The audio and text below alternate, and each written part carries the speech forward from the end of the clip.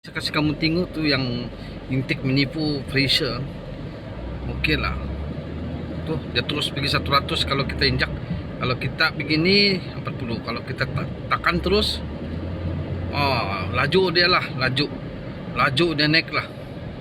Nanti saya akan pasang balik air cleaner biasa. Kita tengok tekan tu berapa. Ini pressure. Tadi tu yang mula-mula tu udara panas sejuk masuk. Okay.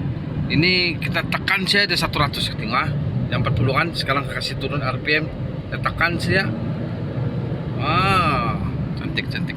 Nanti saya akan tengok yang lamanya nantilah, besok kita try lah kan. Ada kebaikan lah guna ni air cleaner jenama Rexan ni. Okey lah. Dia macam jenis jenama KN yang quality juga lah. Okay. Bagi saya ini pun cukup makan sudah untuk kita ni saga VVT ni.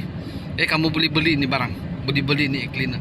Dia punya tekanan tu, pressure tu daripada 7 lebih, bila kita pijak minyak dia boleh sampai 100% lah. Orang bilang lah 100% lah.